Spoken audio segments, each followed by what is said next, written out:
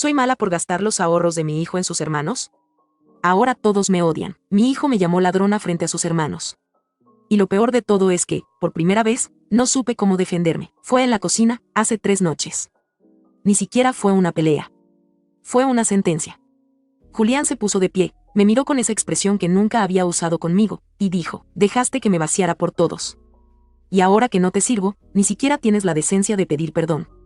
Eres una ladrona, mamá. Y ellos lo saben, ellos. Sus hermanos. Sentados a la mesa, con la boca llena de comida que yo misma compré.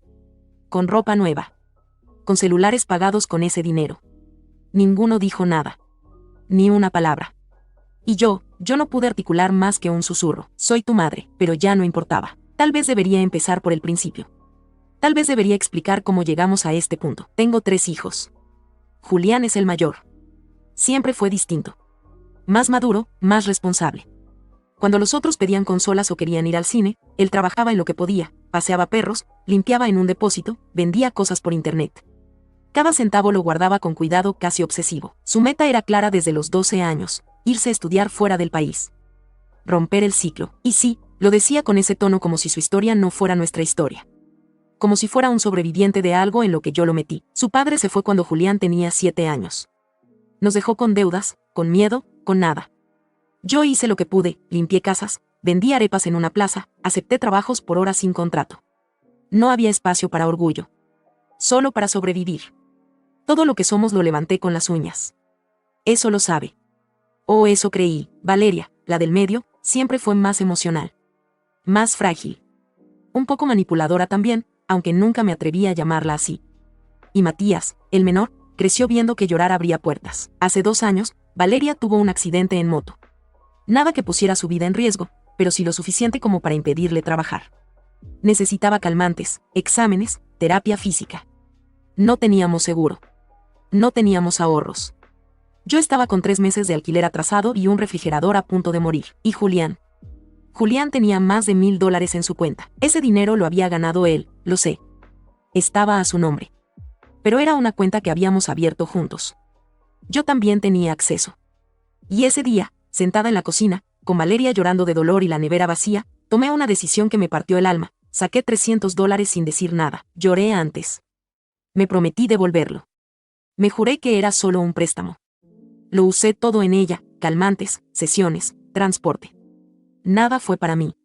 Nada, y no pasó nada. Julián no se dio cuenta. O no quiso decirlo. Eso me hizo pensar que tal vez no era tan grave. Que una madre no le roba a un hijo. Que solo redistribuye lo que tiene cuando la casa lo necesita. ¿Acaso no era yo quien le daba techo, comida, acceso a internet? No tenía derecho a tomar un poco, solo esta vez, pero no fue la última vez. Después fue Matías. Problemas de conducta en la escuela. Peleas. Suspensiones. Me decía que no quería ir porque sus zapatos estaban rotos. Que los otros niños se reían de él. Que se sentía basura. Y yo lo entendía. Nadie sabe lo que es ver a tu hijo repetir tus frustraciones. Me vi reflejada en él. En su rabia. En su vergüenza. Así que sí. Le compré ropa. Zapatos. Hasta una mochila nueva. Nada caro. Nada de lujo. Pero necesario, con dinero de Julián. Me convencí de que era protección. De que estaba evitando que repitieran mis errores. Me decía, si Julián no lo nota, no hay daño. Pero sí lo notaba. Empezó a revisar la cuenta más seguido. Fruncía el ceño. Hacía cuentas en su cuaderno. A veces me preguntaba si alguien más tenía acceso. Yo lo negaba. O cambiaba de tema. Porque el día que admitiera la verdad, sería el día en que todo cambiaría. Y ese día llegó, pero eso fue después. Esa noche en la cocina, cuando me dijo ladrona, no lo gritó. Lo dijo con calma. Como quien ya no espera nada de ti, y eso dolió más que cualquier insulto. No lo sentí como un ataque. Lo sentí como una fractura. Como si algo dentro de mí se hubiera quebrado y ya no pudiera volver a su lugar. Y lo peor fue que, una parte de mí sabía que tenía razón, pero también sé lo que ustedes no saben. Lo que Julián nunca va a contar. Como, por ejemplo, que cuando era niño y todos los padres llevaban a sus hijos al cine, él tenía que acompañarme a limpiar casas porque no tenía con quién dejarlo. Que mientras otros niños tenían cumpleaños con payasos, él tenía uno con arroz con atún y velas baratas. Él se hizo fuerte, sí. Pero porque yo no tuve tiempo de protegerlo como debería. Y ahora, años después, me lo cobra en silencio. como si yo hubiera elegido fallarle. Después del accidente de Valeria y la crisis de Matías, prometí no volver a tocar la cuenta. Julián no dijo nada en voz alta, pero su forma de mirarme cambió. Dejó de avisar cuando iba a trabajar. Dejó de contarme sus planes. Era como si cada palabra que compartíamos le costara, pero entonces me enfermé, no algo grave. Una infección que se convirtió en bronquitis. Fiebre. Tos. Dolores que me dejaban en cama. Falté al trabajo y, por primera vez en años, pensé que no iba a poder levantarme, y ahí fue cuando lo hice. Saqué 50 pesos de la cuenta. Para comprar antibióticos, algo para la fiebre y un jarabe para la tos. Me prometí devolverlos. Lo juro. Incluso guardé la boleta. Pero esa boleta nunca llegó a nada. Y el dinero nunca volvió. Después de eso, todo fue más fácil. No porque se justificara, sino porque ya había cruzado esa línea. Si podía hacerlo una vez, podía hacerlo de nuevo. Siempre con buenas razones. Siempre con una excusa. Un día, Valeria me dijo que necesitaba dinero para un proyecto de la escuela. Le pregunté cuánto. Me dijo solo 100. Le dije que no tenía. ¿Y la cuenta de Julián? Preguntó sin rodeos. Eso no es para ti, mamá, me dijo, mirándome como quien regaña a una niña. Él ni lo nota. Y si lo nota, no se va a quejar. Como siempre, no sé por qué esa frase me dolió tanto. Quizás porque era verdad. Julián nunca se quejaba. Era su mayor virtud y su mayor condena. Porque mientras los otros hacían berrinche, lloraban, me llamaban la peor mamá del mundo y luego me abrazaban, él se tragaba todo. Y yo lo usé. Una tarde escuché a Valeria hablando con una amiga por videollamada. Yo estaba en el pasillo, recogiendo ropa sucia. ¿Y cómo lo vas a pagar?, preguntó la amiga, con la tarjeta de mamá. Bueno, en realidad, con lo de Julián. Él ni se entera. Ya está acostumbrado a cargar con todos. Además, ¿qué va a hacer? ¿Reclamarle a su propia madre? Risa. Ligera. Inofensiva. Como si hablaran de usar la cuenta de un banco ficticio. Me encerré en el baño y lloré en silencio. Porque entendí que mis hijos sabían. Sabían todo. Y lo aceptaban. Lo normalizaban. Lo exigían. Días después, Matías me pidió unos zapatos. Caros. Me negué. Me dijo, antes hacías lo que fuera por nosotros. Ahora ni para eso sirves. Me quedé en shock. ¿Sirves? Ya no era su madre. Era un dispensador. Un cajero. Una herramienta útil solo cuando funcionaba. Y sin embargo, esa noche volví a revisar la cuenta de Julián. Tenía menos de la mitad de lo que había tenido unos meses atrás. Pensé en escribirle. Decirle, te juro que lo devuelvo. O tal vez, lo hice por amor, pero no lo hice, porque en el fondo sabía que él ya no necesitaba mis palabras. Y yo, necesitaba más tiempo antes de admitir que lo había perdido, no en el sentido físico. Julián seguía durmiendo bajo el mismo techo, cruzando el mismo pasillo, comiendo la misma comida. Pero ya no estaba ahí. Su presencia se volvió una rutina muda, una figura borrosa que iba de la habitación al baño sin detenerse a mirar a nadie. Intenté acercarme varias veces. ¿Cómo te fue hoy? Bien. ¿Necesitas algo? No. Una noche me armé de valor y preparé su cena favorita. Hice estofado como el que comíamos cuando era niño, con ese toque de comino que siempre decía que le gustaba. Puse la mesa, encendí la vela decorativa que teníamos olvidada, hasta serví agua con hielo en un vaso de vidrio. Esperé, y esperé. Él bajó, vio todo en silencio, se sirvió un poco, comió en 3 minutos y dijo, gracias. Después volvió a su cuarto. Yo me quedé con la vela encendida y la comida aún caliente. El corazón me latía tan lento que dolía. Días después, encontré una hoja impresa en el basurero del baño. Arrugada, pero legible. Era una carta. Una especie de ensayo. El encabezado decía, aplicación para beca de residencia universitaria internacional. Leí el primer párrafo sin respirar. Crecí en una casa donde la responsabilidad era una moneda de cambio. Aprendí que el silencio no es respeto, sino una trampa. Que ser el fuerte solo significa que te van a usar hasta que te seques. Se me heló el cuerpo. No sé si la había descartado por error o a propósito. Tal vez quería que la viera. Tal vez no. Pero esa hoja me hizo entender que no era un simple distanciamiento. Era una despedida escrita con rabia. Un domingo en la mañana, mientras cambiaba las sábanas, escuché a Matías hablar por WhatsApp con un amigo. Bro. Ya no tenemos que hacer colecta. Mi vieja seguro le pide a Julián. Siempre lo exprime cuando necesita algo. Es su billetera personal. Me asomé por la puerta. ¿De qué hablas? De nada. Cosas del cole. ¿Estás pidiendo plata a tu hermano sin decírmelo? ¿Y tú qué? ¿Le pediste permiso cuando vaciaste la cuenta? Me quedé helada. No por lo que dijo, sino por cómo lo dijo. Como si yo ya no tuviera autoridad. Como si mis errores lo hubieran liberado de toda culpa. Soy tu madre, sí. Pero eso ya no significa lo que tú crees. Julián pidió quedarse a dormir en casa de un amigo por un proyecto del instituto. Se llevó su portátil, 2 cuadernos y un par de mudas de ropa. Me abrazó por compromiso, sin apretar. ¿Cuándo vuelves? No sé. Te aviso. Cerró la puerta con suavidad, como si no quisiera despertar algo que ya estaba muerto. Valeria estaba viendo una serie en el sillón. ¿Se fue?, preguntó sin levantar la vista. Sí, qué bueno. Quiero su cuarto. Y al día siguiente, sin esperar mi permiso, se mudó a la habitación de Julián. Cambió las sábanas, puso sus pósters, reorganizó los muebles. Cuando le pedí que esperara, que Julián podría volver, me dijo: mamá, por favor. Ese cuarto ya está vacío. Igual que tú. Esa noche no pude más.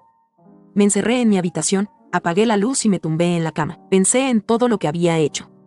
En las veces que vendí cosas mías para pagar sus clases. En los trabajos que acepté sin seguro, en las veces que fui a dormir sin cenar. Y no porque quisiera que me aplaudieran. Solo porque pensaba que eso bastaba. Pero ahora ya no estaba segura de nada. Lo que más dolía no era que Julián se hubiera ido, era que lo había hecho sin pelear. Y cuando alguien deja de pelear contigo, es porque ya se rindió contigo. Esa palabra resonaba en mi cabeza como eco de un derrumbe. Porque eso era lo que quedaba de esta casa: escombros emocionales. Una madre sentada sola en la cocina. Una habitación tomada sin permiso. Un hijo que dormía en otra casa y que, si me apuraban, ya no era mi hijo, no en el sentido emocional. Al menos Matías aún vivía conmigo. Pero no sé si eso era consuelo o castigo. Cada día era lo mismo: entraba, comía algo, se encerraba.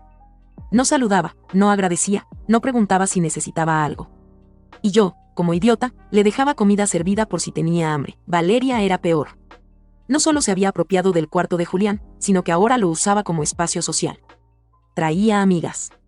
Ponía música a todo volumen. Dejó de ayudar en la casa, y cuando le pedía que hiciera algo, me miraba con asco. ¿Y tú qué haces además de existir, mamá? Una noche no aguanté más. Le dije que Julián podía volver en cualquier momento, que ese cuarto no era suyo. ¿Y qué?, respondió mientras se limaba las uñas. Si vuelve, que duerma en el sillón. Total, tú lo echaste. No, yo no lo eché. Él se fue, porque tú lo vaciaste. No le diste otra opción. No supe qué responder. Me di cuenta de que esa discusión ya estaba perdida desde antes de empezar. La mentira ocurrió 2 días después. Valeria vino llorando, con una expresión dramática que no veía desde que era niña. Mamá, necesito 150 pesos. Una amiga me prestó para pagar el uniforme del viaje de fin de curso y ahora me los está pidiendo. Si no se lo devuelvo, se lo va a decir a todos, y me van a hacer pedazos. Le dije que no tenía dinero. Que apenas podía cubrir la luz y el agua. Ella insistió. Lloró. Me abrazó. Por favor, solo esta vez. Te lo juro, mamá. Nunca más. Sabía que no debía hacerlo. Pero la abracé. Y lo hice. Vendí mi celular viejo, pedí prestado a una vecina y completé el resto sacando lo poco que me quedaba guardado para emergencias. Le entregué el dinero. Al día siguiente, mientras limpiaba el cuarto, vi su mochila abierta. Y dentro, una bolsa con ropa nueva, una blusa de marca, un par de jeans caros y un recibo. 148 pesos con 99 centavos. Me quedé mirando ese papel como si fuera una prueba forense. Sentí un temblor en el estómago. No de rabia. De decepción. De derrota. La confronté. Le pregunté si era verdad. ¿Qué importa?, me dijo, sin levantar la vista de su celular. ¿Tú no preguntabas cuándo usabas lo de Julián? ¿O sí? Eso fue distinto. Fue por necesidad. ¿Y tú crees que yo no la tengo? ¿Tú crees que ir a esa escuela vestida como una muerta de hambre no es necesidad? Esa fue la primera vez que quise gritarle. Gritarle con todo el dolor que tenía acumulado. Pero no lo hice. Porque sabía que, en el fondo, no me tenía respeto. Solo lástima o fastidio. Esa noche quise llamar a Julián. No para pedirle dinero. Solo para escuchar su voz. Saber si estaba bien. Si comía. Si dormía, pero ya no estaba en mis contactos. Me había bloqueado. Busqué su correo, el que usaba para enviar tareas. Le escribí algo corto. Solo quería saber si estás bien. Nada más. Horas después, recibí un rebote automático. Este correo ha sido desactivado. Me quedé viendo la pantalla durante 10 minutos, con el cursor parpadeando en blanco. Al día siguiente, Matías llegó tarde. Tenía olor a cigarro en la ropa. Le pregunté dónde había estado. Con amigos, fumando. ¿Y tú? Robando. No era un reproche. Era un recordatorio. Una humillación suave, casual, como quien dice hace calor hoy. Y esa fue la noche en que entendí lo impensable. Ya no vivía con mis hijos. Vivía con extraños que llevaban mi sangre. Eso era lo único que nos unía ya. Porque el cariño, el respeto, la complicidad, todo se había evaporado como el vapor de una olla olvidada. Y yo seguía allí, en la cocina, revolviendo arroz que nadie quería, sirviendo platos para mesas vacías, repitiéndome que aún era madre aunque ya nadie me tratara como tal. Matías no me hablaba a menos que necesitara algo. Valeria se había ido a pasar unos días a casa de una amiga, según ella, para respirar aire limpio. Esa noche hice lo impensado. Preparé una cena con lo poco que quedaba, puse 2 platos y traté de iniciar conversación. Quería creer que aún podía rescatar algo. ¿Cómo estás, hijo? ¿Por qué haces eso?, preguntó sin mirarme. ¿Qué cosa? Actuar como si te importara. Como si esto fuera una familia. Porque lo es. Soy tu madre. No, dijo. Se levantó de la silla y la empujó hacia atrás. Fuiste. Ahora solo eres la razón por la que todo esto apesta. Matías, ¿qué? ¿Vas a llorar otra vez? A decir que todo lo hiciste por amor. Mamá, tú no hiciste sacrificios. Hiciste apuestas. Y perdiste. No hables así, no. ¿Y cómo debería hablarle a una mujer que le vació los sueños a su hijo mayor para que su hija se compre ropa y su otro hijo se compre respeto con zapatos caros? Fui yo quien sostuvo esta casa. Tú no sabes lo que fue criar 3 hijos sola, sin nadie. ¿Y eso justifica todo? Me quedé en silencio. No por falta de respuestas, sino porque todas sonaban vacías en mi cabeza. Tú no criaste hijos. Criaste dependientes. Y ahora que ya no sirves como cajero automático, nos culpas por irnos. Pero tú abriste la puerta. Se fue a su cuarto. Minutos después salió con una mochila. ¿A dónde vas? A donde sea que no seas tú. Matías, por favor, no me busques. Y si Julián tiene algo de sentido común, tampoco volverá. Salió. Cerró la puerta sin mirar atrás. Temblando, fui al cuarto de Julián. Ya no quedaba casi nada. Una caja con papeles, un par de libros, una hoja doblada metida entre 2 cuadernos. Era una copia impresa. El encabezado decía, como mi familia me enseñó a fracasar. Leí, mi madre me enseñó que el esfuerzo es una inversión que nunca recuperas. Que si callas, te exprimen. Que el amor en casa no es algo que se da, sino algo que se usa como excusa. Fui el hijo que nunca se quejaba. El que siempre tenía dinero. El que resolvía. Y por eso me lo quitaron todo. Primero el respeto. Después el dinero. Finalmente, el amor. Me voy porque me di cuenta de que me enseñaron a sostener una familia que nunca pensó en sostenerme a mí. Me caí al suelo. Literalmente. Las piernas no me respondieron. Sostuve la hoja con ambas manos como si al arrugarla pudiera borrar lo que decía. Pero las palabras ya se me habían tatuado en el pecho. No sé cuánto tiempo estuve ahí, tal vez horas, tal vez años. Esa noche no encendí la luz. Me senté en la oscuridad, con la hoja sobre la mesa, la taza de café aún caliente, y la televisión en mute. La casa estaba en silencio. Por primera vez, un silencio completo. Sin pasos, sin portazos, sin gritos, solo el reloj. Tic. Tac. Tic. Tac. Y entonces supe que ya no había vuelta atrás. Mis hijos se habían ido, no solo físicamente, se habían ido de mí, y yo me quedé con los restos, con las cuentas impagas, con los platos que nadie usó, con una carta que decía en voz alta todo lo que nunca quise escuchar. Eso es lo que más extraño. Una voz. Un saludo. El sonido de una risa que no venga de una televisión encendida por costumbre. El eco de una puerta que se abre con prisa. Un mamá que no sea recuerdo. Han pasado 11 días desde que Matías se fue. Valeria no ha vuelto. No ha preguntado por mí. No ha mandado ni un mensaje. Supe por una vecina que está viviendo con una amiga, y que anda feliz, saliendo con un chico que tiene auto. Julián ya no existe en mi vida más allá del recuerdo. No tengo su número. No tengo su correo. No tengo su voz. No tengo nada. A veces me engaño. Preparo 2 tazas de café. Dejo el celular sobre la mesa, como si fuera a sonar. Me visto un poco mejor. Abro las ventanas. Limpio. Cocino como si esperara visitas, pero nadie llega, nadie. Mi madre vino a verme el domingo pasado. Estuvo 10 minutos. Dijo que tenía poco tiempo, que solo venía a ver si seguía viva. Lo dijo en broma. Pero dolió igual. Me preguntó si había sabido algo de mis hijos. Le dije que no, no te van a llamar, dijo. Y si lo hacen, será cuando ya no necesites que lo hagan. Después se fue. Y la casa volvió a cerrar sus puertas sobre mí como una cárcel suave. No hay barrotes. Pero tampoco hay salidas. Por las noches, me siento frente a la ventana y veo las luces de otras casas. En algunas se escuchan risas. En otras, gritos. En otras, solo el televisor. Pero en todas hay alguien más.